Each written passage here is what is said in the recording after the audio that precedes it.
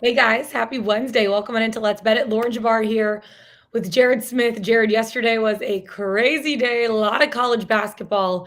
Conference, like the big conference tournaments, start today, tomorrow. It's going to be so exciting. A lot happened in the NFL yesterday too. So yesterday was just like a busy day in general. How were you just kind of feeling after yesterday kind of transpired? Insane. Good morning, everybody. Apologize about Northern Kentucky last night. I thought our Norse were primed, up 16 in the Yeah, second half. My guy Warwick hit a three in the final seconds to give us the lead, and then Wright State just took our heart away and just a ripped tough it right night. out of our chest, threw it on the ground, and smashed it around. Tough But night for us. yeah, college basketball can be very volatile. The irony is, I went 3-3 with the picks I gave out, and of course, the play Mhm. that they lost. That's usually how it goes, right? But aside from college basketball, my attention was split for a little bit of the day on the NFL news. First of all, two things to discuss. One, there is no NFL offseason, so let's just remove that notion from our head right Mhm. now. It's just another day Yeah. and another story that breaks. Yesterday was two. We got him back to back. Aaron Rodgers in the morning, Russell Wilson in the afternoon. Obviously, a massive move in the odds market. Packers go from around 12-ish to 1, which I think that was baked in with Rodgers. Now they're a clear favorite, 7-1, basically right at the top of the market, at the top of most markets. Same thing with Denver. They go from a team that was, half of those odds were baked in. They might get a quarterback around 20-1 because they're certainly not 20-1 with Drew Lock at quarterback. And now they're 10, 15-1, depending on where you do your shopping. I think it's an overreaction on Denver. Russell Wilson's been a very average quarterback for the last couple of years. Yeah, but let me tell you, everybody that's in Denver is super. I want you to save the NFL talk 'cause we're talking about that in a second. But everyone in Denver, because I obviously lived there for 3 years, was so freaking Yeah, excited. So many posts, of so course. many tweets, Exciting. so many Instagram stories. Like I saw a few of my friends that host an afternoon radio show right when the news broke, and they broke it on the show. And the producer said it, and the on-air talent didn't even know, and they, like, freaked out or jumping out of their seats. It was just, like, super cool. But, yeah, we'll get into that a little bit more. We also have college basketball predictions. Jared's on quite a few games tonight. We have the Players' Championship with Teddy Greenstein, then NBA Morning Radar with Brian Scalabrine. So 2 guests on today. Busy, busy show. And then we can't end without our Pickswise, the restart play of the day, and our best bets of the day. So let's get into it. Starting with Aaron Rodgers, you talked a little bit about the Packers moving to the top of the odds board when it comes to winning the Super Bowl next season. He signs a massive deal that we don't actually know if it's a 4-year massive deal because then Aaron Rodgers came out and tweeted, yeah, the terms to the deal weren't necessarily accurate, even though 4 years, 220 million was tweeted out. There was just a lot going on there. Just your thoughts on Aaron Rodgers staying in Green Bay, whether it be for 1 year, 4 years, the details we don't necessarily specifically know at this point. Not really a politics guy, but it kind of was like 4 more years. Like it came out really aggressively. Yeah. I think for a guy that was ready to retire last year, 4 years probably isn't the right number. I don't really think that matters as just the fact that he's coming back. Um, I'm a little surprised, frankly. Mhm. It kind of seemed like the way that this season was trending, everything was going great, and you kind of thought, man, if they can't win it this year, Yeah. it's time to move on. And they've gotten so close so many years, and it just hasn't happened. But they're going to run it back one more time. It'll basically be the same exact team as last year. I can't imagine a world where they're not 13-4 ish in the playoffs again, hosting a divisional game. Maybe they're the number one seed, maybe they're not. We'll worry about that, come the fall. But I think overall it's very positive for Aaron Rodgers. I think overall it's very positive for the Green Bay Packers. I'm not betting them in the futures market. I'm changing my tune a little bit in the futures market, which I don't want to Okay. dive into a dissertation about it, but I will not be betting anything in the futures market based off of yesterday's news, especially not Aaron Rodgers and the Packers right at the tippy top of the market. Yeah. Okay. So then we have Russell Wilson going to the Denver Broncos. Obviously, Denver fans extremely excited. It's going to be interesting to see how he kind of gels into that lineup because they have all the pieces. They just needed a quarterback, right? What do you think, or how do you think, I guess, Wilson shakes up the NFL, especially for the Denver Broncos? Well, the AFC West now becomes the premier division in football. Yeah. Mahomes, Herbert, Wilson, and our poor buddy Derek Carr is just kind of sitting out there waiting for something. But no, that division now is very, very prominent, and I think that's the first reaction I have is the path to a 1 seed just got a lot tougher for Justin Herbert and Patrick Mahomes.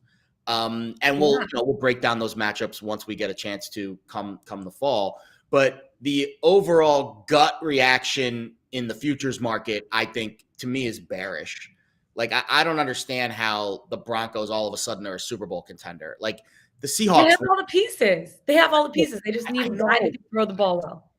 I know, but it's just – well, here all right. There's 2 arguments. The argument for the last 2 Super Bowl winners have both been quarterbacks on new teams. Yeah. Check. The last 2 Super Bowl winners have both been quarterbacks going to new teams where everything else is in place but the quarterback. Check. But Stafford, Brady, Wilson, I don't know if you put Stafford in a higher category than Russell Wilson. I think Stafford, yes, because of the stage of the career he's in and his physical tools. Brady, yes, because of his past. I think Wilson's kind of a mix of them both. I think Wilson has the mental tools, and I think he has the physical tools, but I don't think he is elite physical arm strength like Matthew Stafford or elite mental strength like Tom Brady. Those guys are at the top of their game in those respective categories. I think Wilson is a notch below in both. I think he makes Denver a contender, but I think the futures odds have moved too much because that's what happens. The news breaks, everybody rushes to their phone to bet the Broncos, and the line moves too much. Don't bet the Broncos in the futures market now. It's moved. You're going to get a chance at some point probably to buy lower on them in the offseason or maybe in the regular season. But it's very exciting for Denver, no doubt. But I'm not betting it based off of what happened yesterday. I mean, didn't we have a whole segment called Overreaction Monday? Every single Monday. That is today. Yep, today's an overreaction day. But you know what? It's going to be really exciting. No offseason in the NFL. I wonder what, happens down the stretch. We still have an opening for, I guess, do the 49ers now stick with Trey Lance, or are they doing Jimmy G? What do you think happens there? I have no idea. So there's 2 things that need to be on your radar. One of them is that the Niners, I think, because now Russell Wilson leaves Seattle, and the NFC West just opened up a little bit more. And on the other side too, though, there's two more quarterback names that I think we need to mention. First one is Mitchell Trubisky. I'm hearing he's going to the Giants and he's going to back up Daniel Jones and compete for that starting job. That's part one. That's a little more lower profile. Higher profile. We are going to get news very soon on Deshaun Watson. Mm-hmm. I don't know what the news will be. It's legal. Then there's another element to him, which team he's going to play for. But the legal element needs to get worked out first. I'm hearing that's going to get worked out within the next week or so, probably this week. Mm-hmm. That is going to cause another ripple effect on where he goes. Who knows? I'm not an insider. I'm not Adam Schefter. I have no idea. Yeah. I could guess the Dolphins would be high on the list. So would the Steelers, because that's where Brian Flores is now. But that's going to be the next big news that comes. And again, you're right. The NFL just doesn't sleep. It doesn't stop. We're going to be hearing about this all March, and then the draft is in April, and then we'll just start the season again. We'll see what happens moving forward, and we'll keep you updated right here on Let's Bet It. Okay, let's move into college basketball, because first night of major conference championship or major conference tournaments. And Jared, I know that you are on quite a few games, especially one in the Disco Frisco. Tell me your slate. Let's go through them all. Disco Frisco. So Jim Root was on it yesterday. Both Disco. First, we'll get to the boring stuff, the unders. Both Disco Frisco games stayed under yesterday by 13 and 7 points. We were on one of them, so we went 1-0 with our unders yesterday. Mm-hmm. The handicap is very simple. It's not, it doesn't take a rocket scientist to figure this one out. They play this weird split gym where they take the big football stadium, they break it up into two parts. Yep. One game's on one court, the other game's on the other court. The backdrops and what you're looking at when you're shooting is very important. It's very important. I bet your coaches and your players, when you're going to shoot arounds at new gyms, say, what's the backdrop like, when I'm shooting into these arenas? It's not good at this place. So here's what we're going to do. We're not going to fight this trend, and we're going to bet all four unders in the Disco. Let's do it. There's four games. Yeah, UTEP, ODU, Rice, Charlotte, Marshall, Latex, Southern Miss, FAU. They're later games, 6 o'clock. You got plenty of time to get these in, but they're all happening within like that 3-4 hour window, and we got 4 unders on the card already. One game in particular I really like in this in terms of a side is UTEP. And we talked about UTEP yesterday. I've got a 50-1 future on them to win this tournament. It's obviously a long shot. It has to start, the journey of 1,000 miles starts with one step, right? It starts today. They face Old Dominion. And again, the Miners are trending up. They've won 10 out of their last 14. 15 of their 18 wins are come from behind. They're a gritty team. Yeah. And they've got the Conference USA's leading scorer, Soli Baum. I'm sorry if I mispronounce his name. 20 per game. And they're facing an Old Dominion team that's great at home, but they're 3-17 away from Norfolk. 0-3 on the neutral, 3-14 on the road. Well, guess what? The Disco Frisco ain't in Norfolk. It's in Texas, which is actually UTEP's home state. I like UTEP because of their grit, plus 3.4 turnover margin this season. That's top 25 in the league. They make their free throws, 76%. That's top 30 in the league. And they're 7-2 in games decided by 5 points or less. Tough, gritty team, good on the glass, good with turnovers, good making their free throws. I'm laying 1.5 with UTEP. Other game I like is in the Pac-12, and we'll wait till the end of the show. Oh, we're gonna wait until the end of the show to talk about that. Okay, so I have a bet too, but we're also gonna wait till the end of the show to talk about that too. I'm taking it to the ACC. Wow. College hoops play today for Lauren Jabara. Let's go. No, ACC, let's go. I'm getting into college basketball, Jared. This is my time. This is the time to do it. You got Jim Root. You're feeding. We're feeding you info left and right with Jim Root. You gotta take some. He planted the seeds of knowledge last night. He planted the seeds of knowledge last night. So we're going all 4 unders at Disco Frisco. Another thing, like just looking at the major conference tournament, how do you kind of narrow the scope? Because looking at the slate tonight, like I was going through and counting how many freaking games are today, and I just kept scrolling. How do you narrow down your scope? Very hard. So few things to keep in mind. Today is ACC, Mountain West, Pac-12, Big East, Big Ten, SEC, all first round games. Yeah. These are all teams. That's a lot of games. That's a lot of games. Probably not going to the tournament, probably just playing out their season for some pride. Very hard. I think the toughest games to cap are the early round games in the high major conferences because these are all teams with elite talent, all teams that maybe had higher expectations and they underachieved because they're playing on day one. I think it's harder to bet these games than it is to bet the games later on in the tournament. So I am very cautious with the high major early round games. There's only one that I like today, and it's the Pac-12 one that we'll get to a little bit later. But I think you do it the same way that we've been doing it all year. You check your overnight lines, you look for line movement, you try to find edges in those key statistical categories, turnovers, rebounds, free throw shooting. Those are the key metrics that differentiate these high major teams because they're all talented and they're all athletic and there's not a lot that separates them. So that's kind of where I'm at. And again, I post the spreadsheets online. I tweet out what I pick. I try to be as transparent as possible, what I'm looking at. Jim Root does the same thing, comes on the show, his articles. Just stay up to date. Put on the notifications. It's going to be hot and heavy and very hectic over the next 2 weeks. It changes in an instant in a million games. It's going to be so exciting to see these players play. Speaking of other players that are going to be playing this weekend, the Players Championship, as we bring in Teddy Greenstein, senior editor at PointsBet. Don't hate the player, hate the game. She steals my joke, Teddy. Only one day later, she steals my joke. She can steal whatever she wants. I get no credit for it. She steals it. Jared, you know the deal. I'm sorry I had to.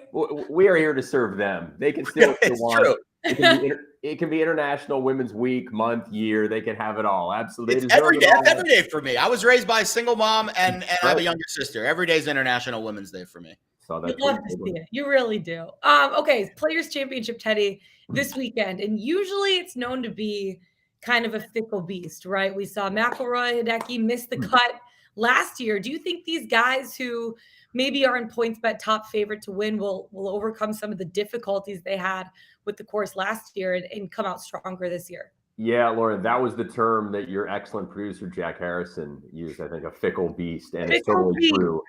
What's that? Fickle beast. Fickle beast, absolutely. It is. It's the hardest tournament all year to handicap because there's so much randomness to it. Like, it can be won by a fat guy, skinny guy, old guy, young guy, short hitter, long hitter. I mean, it's certainly going to be a guy who this year can deal with the wind and the rain and the patience and, bounce back from double bogeys because a lot of bad weather is pouring in. But yeah, all you need to know is that Rory went miscut, win, missed cut. And there's another pretty amazing stat here. The winner over the past 10 years has never finished better than 16th the previous year. Wow. So you just can't even really look at history. Really? It's such a randomness here. That's crazy. So a few things stood out to me. First of all, the purse is insane. Yeah. $20 million purse. It's 3.6 mil. And to me, Teddy, I know the Masters, the majors, I get it. It's important. It's the history of golf. Yep. But when there's that extra cheddar on the line, it gets a little tight out there. So I think you're going to see a lot of guys, especially on Sunday, that are behind. Hey, listen, if I move up 1 or 2 spots, that's another $500K or whatever each spot. So there's not going to be a lot of shots just given away at this tournament. It is going to be intense. And you mentioned the weather. The conditions are really bad. I think that favors maybe guys that have done well in Open championships in the UK, Scotland and Great Britain. Shane Lowry's a guy that comes to mind first and foremost. I know you've got Colin Morikawa on your list. I knew we'd have some overlap. I love Colin Morikawa this week. We always have a little overlap. But if there's a guy that's like fit for this temperament, course, everything, weather, who would be a guy that stands out to you right away? Yeah, I mean, Morikawa, for a lot of what you mentioned. I mean, he is the reigning Open champion. He has incredible control over his irons. The guys also that I'm favoring this week, this is just kind of a personal theory I'm going with, are the ones who didn't play last week. I think the Arnold Palmer Invitational, or especially the guys who had to grind. Yeah. And, like a Gary Woodland. I mean, can you imagine like the stress he was under? We saw it with that bunker shot. I mean, you talk about not giving shots away. Maybe more guys will give shots away, not for lack of effort, but for too much effort. We know that sometimes in golf it works in the opposite. The less you care, the better you play. So, yeah, I mean, I think guys who coming in stress-free, didn't have to deal with the conditions last week are going to have an edge. And that's why a couple guys I'm looking at are Morikawa and Dustin Johnson. Love it. Speaking of Dustin Johnson, I mean, he's talked about moving away from the Super League, that he's committed to the PGA Tour right now. How big of a splash do you think he can make at the Players, get back to being one of the world's best golfers and doing what DJ does best? Yeah, I mean, Lauren, he's been quiet lately, I feel like. Had him a couple weeks ago, got cut. I think that was at the ribs. So a little hard to know with him. I mean, he's such a, he's like such a poker-faced guy. Yeah. You never see any emotion. It's hard to really know what's going on in that head of his. But yeah, I mean, if you're looking for any type of player at Sawgrass, it's just an overall really good player because you gotta hit draws, you gotta hit fades, you gotta hit long shots, and you really have to scramble well and putt well. So, there are no flukes out here.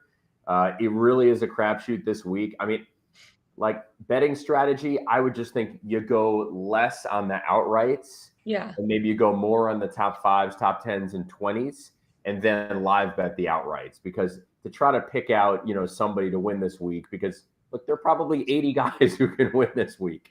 That's pretty hard to pick one out. Yeah, no outrights on my card. I'll run through my card and you can stop me. Yeah, I want to know what Teddy thinks about your bets, Jared. If there's a name that suits your fancy here. Mm-hmm. So we're both loving Morikawa. Here's how I'm playing it. Morikawa over Scheffler. You mentioned it. Crazy win for him last week. I mean, goes to the playoff. It's just an insane win, or not the playoff, but he was basically on the practice green getting ready to go to the playoff, and then they didn't match him. And it's an insane win for Scheffler last week. So we get Morikawa over Scheffler in a matchup right there. Boom. That's probably my top pick of the week right there. I like Shane Lowry, as I mentioned, and I'm going to pick him over Joaquin Niemann in a head-to-head. So I think Lowry thrives in these conditions. He won the Open Championship at Portrush. This is kind of a similar kind of vibe there. Second at the Honda, very windy conditions there. And Niemann, to me, after that win at Genesis, missed the cut at Honda and hasn't really played. So maybe he's a little rested, maybe he's a little refreshed. Mhm. But I still think Lowry, his game suits him a little better in this particular condition. So those are my two matchups: Lowry over Neiman and Morikawa over Scheffler. My leaderboards, one of them you probably agree with, the other one you might not. Daniel Berger in the top 20s plus 175. He was ninth in this tournament last year. Had the lead at Honda, then kind of tailed off a little bit. And maybe that goes against your theory of grinders from last week, not playing well this week. Mhm. But I think Berger's a guy that has a lot of moxie to him, and I think he'll be around the leaderboard this week.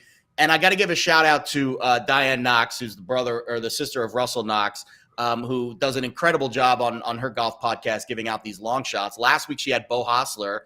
I had him in the top 30 for plus 360. He finished I think he finished like 22nd or something. Mhm. But this week she likes Brian Harmon, lefty. Sure. I'm a lefty, fellow lefty. Ooh. Third in this course last year, or third in this tournament last year. Second at the American Express, which is also a Pete Dye course. And top 40 for Brian Harmon is like plus 165. So that's kind of where I'm at. And then another one, I'll give you a prop. Corey Connors, top Canadian, plus 150. It's a field of 5. Yeah. And the field's not great. Mackenzie Hughes missed the cut last year here, and Adam Hadden was top 30. Both guys outside the top 25 in ball striking. A couple other Canadians are really down on the list. I'd be shocked if they peek their head up. But Connors is an elite ball striker. We've seen what he can do at Augusta. And I think that's where I'm at this week. Any likes or dislikes there? I mean, this is the Watch Me Dive segment of the show, which I certainly have with my daughters whenever we go to a pool. So I will break it down. I definitely enjoyed the he's a lefty, I'm a lefty rationale. So, Yeah, I'm a lefty. I happen to not bet on a lefty. I mean, that's definitely a great reason to bet. Brian Harmon is good. He's been very quiet this year. But I guess he's a big fisherman. He does a lot of fishing in the off season, so I think he's probably ready to, tackle a new course. Excuse me for that one. Who was the one you mentioned really early?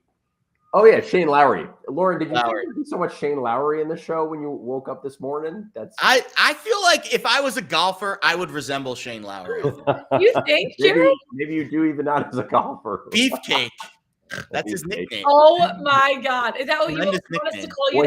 I'd say he's a little more beefy than Beefcake. He's a little more. I think he is a little beefier than me. He's a little. He's solid. But you said a fat guy can win this tournament, so. Oh my God! Yeah, exactly. Shane Lowry is that. I mean, there have been all shapes and sizes. Now, here's where I would get at Morikawa. This is kind of interesting. So they had me price up several name of bets this week. One for a publication called Colorado Avid Golfer. Lauren, I'm sure, is a huge fan. Yeah, massive. So I created tournament winner to have a CO for Colorado in his name.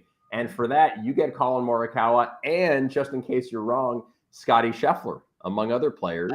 Also get I hate fading Scheffler. Oh, this is I hate fading Scheffler, Teddy, but I love fading guys off their wins. Well, here you go. Get Morikawa, Scheffler, Corey Connors, Adam Scott, and then Molinari and a couple other guys. And you get that at plus 800. So that's pretty good. That's a fun. Yeah, so I think that's kind of a fun one. We also have a boost this week. The boost is to make an ace at 17. Ooh. That one is plus 290. That's a fun. What would your score be if you played that hole? Yeah, I mean, look. Wait, what was that? Would you be able to knock that thing on the green? I think Teddy would. So since you asked, I appreciate you setting me up. I don't know if you really wanted to know, but I was down in the Jacksonville area covering a Northwestern bowl game a few years ago. Got on the Sawgrass. Nice. Absolutely loved it. Got to 17. Caddy says it's 108 playing 120. Stock pitching wedge, 20 feet. I was so proud of myself.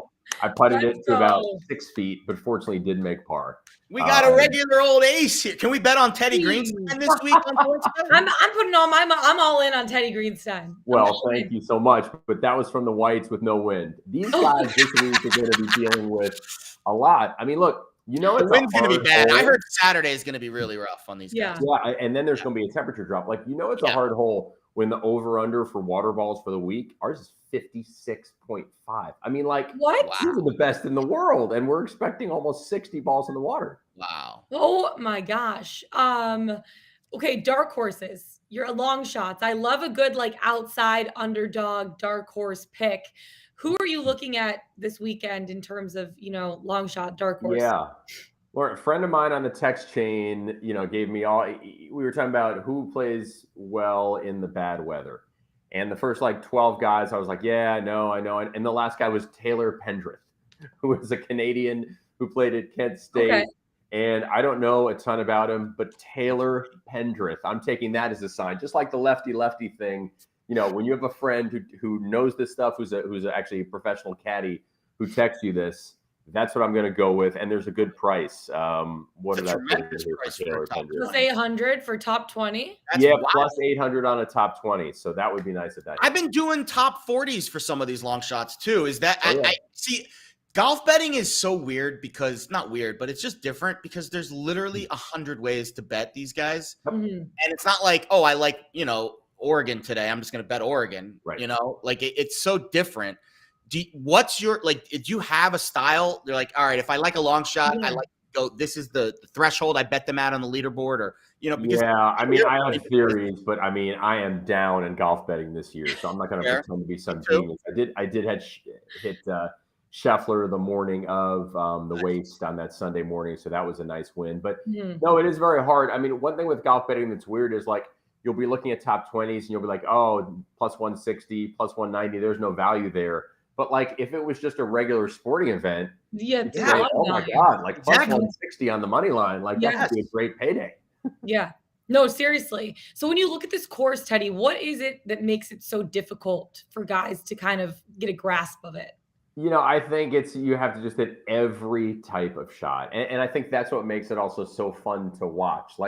Think about just holes 16, 17, and 18. So if you're playing 16 properly, you're hitting a draw or a hook, and then you're hitting a high fade. It's a par 5. And if you hit that perfectly, maybe you have 40 feet for eagle. All right, so that's in a hole where you're trying to make it 3 or 4.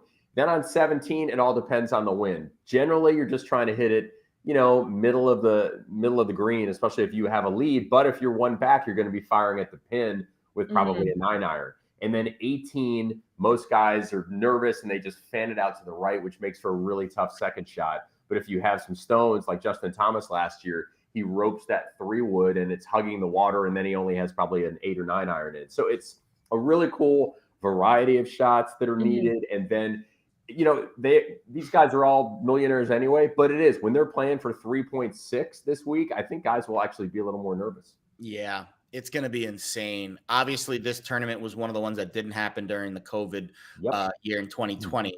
But Justin Thomas, defending champ, we've never had back-to-back, right? I read that the other day. Never had back-to-back. Yeah. So maybe don't bet on Justin Thomas again this year. But who knows? What? Sometimes there's an exception to the rule. And there might be, but it's going to be fun. This is a ball striker's course, Teddy, no doubt. It's not a long hitter, not a bomber's course. And to me, ball striking and scrambling are the two metrics that, really look at a lot this week. And just one other thought, we love watching Pebble Beach because of the sunshine and the beautiful views. And then, we love the Scottsdale Phoenix event and all this. Then this one is going to be fun because we've rarely seen it where the weather is going to be such a factor and guys are going to be suffering. And maybe 3 under is going to be the best round on Saturday. It is going to be really, really interesting to see. Teddy, thank you so much for coming on. We really appreciate it. Best of luck with your bets tonight. And let's start calling Jared. Jared, what are we calling you now? Beefcake. Beefcake. I'll be honest. I don't like that. Yeah, no, we can do better. We'll come up. Teddy, let's appreciate you, Ted. Let's think about what we're going to call him, and then next week we'll reconvene on the show and we'll have the best. Let's see who wins this week, and then we'll go from there. Maybe there's in the meantime, I need maybe the lefty Brian Harmon will steal it, and we can start calling me the Southpaw. I like that actually a lot better. See you guys. Have a great one. Thanks, Teddy. Appreciate it. All right, from golf to basketball, let's bring in Brian Scalabrine. Look at that quick transition that we have going on. Scal, how you doing today? Let's go. Doing well. Like that golf talk, Scal? You know what? I was listening to the golf talk and I was saying, I've watched golf before. I always fall asleep, but to pick a winner, that's got to be impossible. How do you have any idea who's going to win that match? It's so hard. It's like trying to find a needle. It's not like we can bet on the Celtics or the Knicks tonight. One of them's going to win. The other one's going to lose. It'll be like, no kidding. It'll be like, pick the team in the NBA who's going to win by 6 points today. That's really what it's trying to do. Yeah, you definitely Needle need in a an expert for haystack. that. Needle in a haystack. There's 12 games on the slate tonight, so quite a few to get talking about. But before we do, I want to touch on Pop for a second. The great Pop, right? He's most likely going to have the record for most career wins. Do you think that success like he has will ever be replicated again by another coach? Well, not the same way because he's done it with one organization. The fact that he's been with the team that long, Yeah. like there's expiration dates on coaches. And, even going from like one good team and dipping back down and going to another good team, that's hard to do. And they've done a really good job. Think about it. They got Tim Duncan. That was luck. That's the lottery. Everyone was going to take Tim Duncan, but Manu Ginobili, second round. Tony Parker, last pick of the first round. Then they got Kawhi Leonard right outside the lottery with a trade. And a lot of people were asking, why would they trade a good player like George Hill for him? So there's a lot that goes into it. But for being that good that long, I don't think that will be replicated in basketball. Insane. On the court, I think Miami, we talked about them in the futures market, starting to come on really strong. Oladipo looks good. He's been very volatile, Scal, but I do think what Miami is building down there with Spo, who's just been such a great coach for so many years, and they've been to, so many big series and played in so many finals. But when you look at what the Heat have done, are they now ready to overtake a team like Milwaukee or Brooklyn in the East with the Oladipo emergence? I think they're better than Brooklyn. I don't think they're better than the Bucks. The Bucks' physicality will be a problem with them. Like a lot of people don't even know this, man. They've added Serge Ibaka on that team, just another big bruiser, shot blocking. There's nothing soft about the Milwaukee Bucks. So I think the Miami Heat, they like if you're soft, you're not beating the Heat. I don't care. Any team in the East, you can't have any softness about you whatsoever. They will expose. And you mentioned Spoelstra. He will expose your weaknesses. So I don't think that if they match up with the Bucks, I don't think that they will beat the Bucks. But outside of that, I like him against a lot of other teams. I just think that Spoelstra's so good. He's innovative. They have toughness. Pat Riley hit a home run. You guys have seen the NBA this year. The physicality has gone up tenfold, right? And then they go out in the offseason. They didn't know that this was going to happen, but they signed Kyle Lowry, PJ Tucker, like two physical defenders. So they have a team that matches up with the NBA this year. Like the only team I won't pick them against is the Milwaukee Bucks because I think they're just as physical. Speaking of the Milwaukee Bucks, they're taking on the Atlanta Hawks, and I'm actually in Milwaukee heading to shoot in a few minutes. But that's one of the games that you're on tonight. So can you talk for us? Yeah, the Bucks coming off a back-to-back. They scored a bunch of points. They have a lot of letdown in them. And so I'm not saying they're going to lose, but Atlanta, from what I saw, was they're getting 5.5. And I like Atlanta keeping this game close. Atlanta's playing with some desperation. Obviously, if you're going to be in the play-in, which it looks like Atlanta is going to be in the play-in, you don't want to be 9-10. You want to do whatever you can to get out of that. Brooklyn won their game against Charlotte, so they keep their eye on that. See if Atlanta could jump up there and try to get in that 7-8. Like 7-8's not bad, knowing that you're going to have a home game. So I think that right now it's like we'll get the best version of the Atlanta Hawks today. So I like the Hawks, maybe not winning this game, but they're getting 5.5 points, so I like them. Out west, the Nuggets been playing well. 9-1 in their last 10, coming on really strong. Sacramento, not playing very well. Lost to the Knicks a couple nights ago. Lost a tough one to Dallas. They covered that game, though. And I think Denver laying a relatively short number tonight at Sacramento feels like an interesting spot there, Scal. Yeah, so I got to ask you, I went and looked at that number. Yeah. Then I said, well, what has Denver been doing? What has Sacramento been doing? Didn't that number feel wrong to you? It feels a little light. But those are the ones that give Alex come back and bite you, right? So I was looking at that number saying there's got to be something that I don't know. Is it Sabonis plays well against Jokic? There has to be something. But maybe to me, the naked eye, I like Denver tonight. I don't see how they don't get this thing done. But there's always some trickery. That number stood out like a neon light. And maybe Sacramento's due for a win. Maybe Denver gets complacent in this. But if you just look at the teams, the way that Denver's playing, remember, Denver's trying to stay out of the playing games. They have something to play for as well. They're seeing they can move up in the standing. This looks like an easy one for me, but I'm always I'm tepid in the sense of I want to see how these things play out. But I do like Denver in this game tonight, and I do like it. This was a 4-point line 2 weeks ago in Sacramento, and Denver won by 18. Yeah. There you Denver's won 3 straight against them this year. So maybe there's a little bit of anger, but how much fight do these Kings have? That's the part you have to ask yourself, I think. Yeah, I don't know how much fight they have left. I do like in a funny way, I do like the Halliburton to Indiana for them. And I like Sabonis to Sacramento. I think it's a win-win for both teams, but I don't know, man. Denver's like really good right now, and Jokic is playing like a monster. Jokic is out of his By the mind. way, he's in the MVP conversation when I thought this thing was over, and I thought it was going to MVP. Like everyone's like Jokic it's neck and neck, so he's got something to play for as well. Yeah. Okay. So we're actually going to do something fun. We're going to do an NBA chat parlay. So people in the chat, give us your picks. We're putting in Scal's Denver pick with that as well. So get them in there. Under 240. That's one that popped up. Our producer will compile them, give us the odds. We'll give it out at the end of Scal being on our show. Okay. The Warriors, though, in the West, they were red hot for a while. They've lost their last 5, Scal. Is this something that can be solved when Draymond is back, or are the issues bigger than just not having him on the court at this point? You know, I know a lot of people in Golden State. Those are my guys over there. And I've been telling people like from day one that Draymond Green is exceptional as a player. And everyone's like, come on, man, triple singles and all this garbage, right? Now, and look, I like the Warriors. I like the people there. I want them to do well. But I'm kind of happy that people are now starting to realize how important Draymond Green is. And it's like he's an anomaly. He can defend at a high level, any position. He can defend the rim. He can rebound. He plays the point. He's a great connector from one side of the floor to the other. A lot of people don't like to play on both sides of the floor. And then also he plays unbelievable off of Steph Curry. I think when Draymond comes back, you add Klay Thompson to the mix. This is like Steve Kerr said it the other day, and I've been saying this for 3 years now.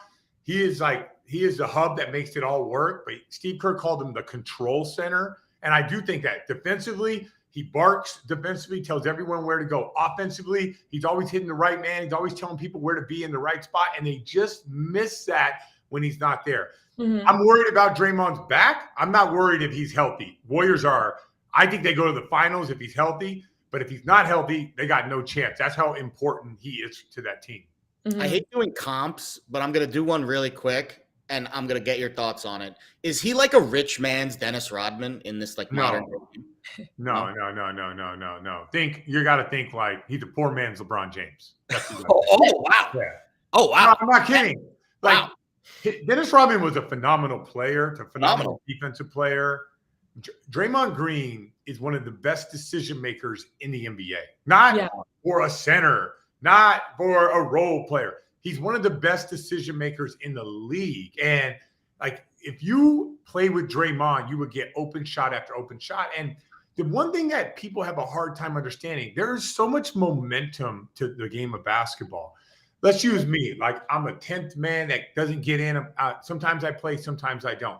If I get 2 wide open shots or 3 wide open shots, I'm going to make one of those.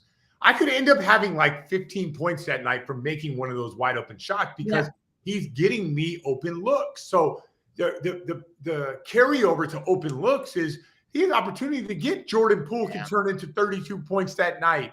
You know, can you imagine what Klay Thompson can turn into? And obviously we already know what Steph Curry does. So just think of the momentum and how they've been struggling offensively to score and what he does. And then I'm not even talking about what he does on the defensive end of the floor.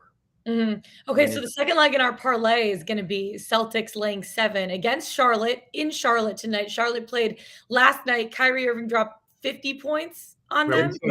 Fiddy. F-I-D-D-Y. Fiddy. Fiddy. What are you expecting from that game tonight, Scal? Obviously, you're watching the Celtics. I do think my Celtics will win, but I think Charlotte's going to cover because they're getting to the point. Now, they don't look like a good team, but they got embarrassed by Kyrie yesterday and they got embarrassed by the Nets. I think here's how I would look at this. If they get beat by more than 7, then it is over. Capital really? O-V-E-R, over for them. Like have no chance of doing anything special. These are the moments where you ask yourself, are they a good team? And I say, you know what? They are halfway decent. They got good players. They should have scored in Hayward, by the way. But in this night, even on the back-to-back, after getting embarrassed in your home building, and Michael Jordan does hover above all this. Yeah. I think they get it done. I think they cover. but I don't think they win. It's one of those games that's going to go down to the wire. And Terry Rozier, he lives to go against the Boston Celtics. So look for a close game. Look for the Celtics to eke it out. Jason Tatum's playing amazing right now. Yeah. But look for Charlotte to cover. Should we keep riding the Pistons train off a nice win the other day? First 3-game winning streak since 2019. Home dog. I love the Pistons. Love them. You hear there's a big but to this, right? I love the Pistons. But when you're a young team that's like starting to win some games, bottom always falls out eventually. Yeah. I think the bottom falls out tonight against the Bulls. So I'm not writing that part of the parlay. I'm just throwing stuff out there. But Cade Cunningham looks like a stud. Like that looks like he's going to be some trouble for teams in the league in years to come. Yeah, stud, absolute stud. But and I love the way they're playing. I love how they're tough they are. They remind me of last year's Pistons, which was I watched them on League Pass because they were tough. My son is only allowed to watch people that compete. If you don't compete, we change NBA. We just don't. So if you ask me about a team like the Sacramento Kings, that's why I could get trapped in this bet. Like if you ask me about Sacramento Kings, we don't watch it at my house because my son, I don't expose my son to teams that don't defend and don't care. Well, guess what? The Pistons now care and they defend, but I got the Bulls tonight covering. You're riding a larger bar train. Denver and Atlanta. That's like LJ's resume in a nutshell. The last two cities I've lived in, baby. Let's go. You know what's happening? What that means is they're not giving your teams respect. No respect. Give respect around their names. The last leg of the parlay that we're doing is Pelicans laying 8.5 against the Orlando Magic. I know the Chalky parlay tonight, Jack. Yeah, this is a saucy parlay. What are your thoughts about that Pels Magic game? Oh man, so I don't like those. I don't like bad teams. Yeah, like you were just saying. You know what I mean? But the Pelicans are playing good, and if Brandon Ingram is back, he'll be chomping at the bit. So I'll say embarrassing loss to Memphis. I will say, and Magic played a tight, tough physical game against Phoenix last night. I will say it's Orlando. By the way, I kind of like Franz Wagner. In this one, unconfidently 60-40, I will say the Pelicans cover the 8.5. But I'm not loving. And like I said, bad teams covering big spreads, those are dangerous. You know, bad teams can get down by 8 and end up winning by 2, and they think it's a great fight. Like, that's not what I like. So I will say Pelicans, but like that's the one you guys probably decide that more than I can. That's a weird spot because both teams are coming off a back-to-back, and teams handle back-to-backs very, very differently. Let me see if I can pull up what the Pels and the Magic's record are with the back-to-backs. Well, you're doing that. The odds right now. Orlando. The odds right now of this parlay. Normal nights. The odds right now of this parlay are plus 355. And Jack, our producer, wants us to know that it is a chat parlay. He is not picking these. Yeah, Jack's coming from the chat. All right, here we go, Scal. New Orleans 5-6 against the spread on the second night of a back-to-back. Orlando 5-9. So they've really struggled second night of back-to-back, but the Pels haven't really done. Who decided that? Of all the NBA games, who would put that in there? Like that's tough, man. Like I'm not kidding you guys. That's tough to watch. Like if I had money on that and that was in my parlay and I was forced to watch that, that would be misery. And like it ain't gonna go good. It's gonna come down to the wire. Come on, man. I don't know. Of all the good games you could have picked, who picked that one? We got the Sun Sea. We got I don't understand. So this is our chat parlay. We are doing the Denver pick, which is Denver laying 4.5. We have the Pels laying 8.5 and the Celtics laying 7. It's valued at plus 355. Chat. This is yours. Oh, Jack said he switched it to Pels money line now. I like that better, but your odds are less. Celtics laying 7, Pelicans money line, Denver laying 4.5, valued at plus 355. I don't hate it. Yeah. I think the Hornets coming off the back-to-back is tough, and I do think the Pelicans win that game at home over the Magic. No one likes my Atlanta over playing a close game against the Bucks. They might win. Atlanta might win it. By the way, wasn't I on with you guys when I called the Knicks beating the Suns? Yes. How much of a bad beat was that? I came in with the money line. I came in from the top rope with the elbow, and Cam Johnson moved out of the way at the last minute. Scal, the Knicks, I've been a Knicks fan my whole life, bud. I can't anymore with this team. They just break my heart every freaking night. Like I know, but so come bad. on. Like I don't have a dog in the fight. I don't hate the Knicks, love the Knicks, Yeah. anything. I'm like, when I come on, it was my chance to really like elbow and create some space in this. You'll get more environment, chances. right? Wait for the playoffs, bro. When I come in with the StreamYard pick and I go, listen up. The Knicks are going to win in Phoenix. Oh, snap, right? And they lose on that bank shot, Cam Johnson. Come on. That would have like changed the trajectory of my gambling existence. You're still a star in our eyes. Kyrie dropping 50 last night. Scal dropping 50 with his picks. We love to see it. Scal, thank you so much for joining us. We'll see you again next week. Can't wait for Pelicans Magic tonight. Oh, it's You're going to be watching that game tonight now, Scal. That's what gambling does. You watch the game. If I'm doing that, just put me out to pasture. Scal, we appreciate you. Best of luck. Thanks so much for coming on. Put him out in the pasture. I'm dead. Okay, before we get to our best bets of the day, let's head to Pickswise.com. Talk about our 3-star play of the day. Who we got, Jared? Yeah, Kyle Vandershaw. Pac-12 action today. Utah and Washington. Get on board. I'm not even going to give you the pick. I'm going to make you go to Pickswise.com. You can read about it yourself. Let's drive the traffic, baby. And also, I mentioned, ride that traffic bus. A lot of traffic these days, right? Patrick Cantlay also is worth a look in the players. Our friend Joe Champion likes him. Go read about that as well. But there are two very interesting picks. I guess Cantlay will be tomorrow because Patrick Cantlay can win. And we were talking about it earlier. The 6:45 tee time starts tomorrow at the Players Championship. Bright and early. Early bird gets the worm is what they say, Jared. You're going to be awake to watch those tee offs tomorrow morning? No. Heck no. No? Okay. I'll be watching from under my eyelids. I got you. And probably my eye mask that I also wear to sleep. Okay. I just bought one of those. I bought an eye mask. They're amazing. They'll change your life. It's weird when I wake up, I'm like, whoa, I need to take it off. Change your life forever. Yeah, they'll change your life forever. Okay, our best bets of the day. Who you got? All right. This game jumped out to me very hard yesterday. And full disclosure, when I was looking at this number, I was like, okay, I understand why the number is what it is, but I think situationally it's wrong. So it's Oregon and Oregon State, the Civil War, which I hate that name for a rivalry, but that's what it's called. It's the Pac-12 tournament. It's the play-in, the first round, whatever the heck they're calling it. And Oregon State's catching 9 and a hook. And I understand why. They're 3-27 this year. I repeat that. Oregon State is 3-27 this year. Wow. They were in the Elite Eight last year. And they're 3-27 this year. But Oregon is on life support right now.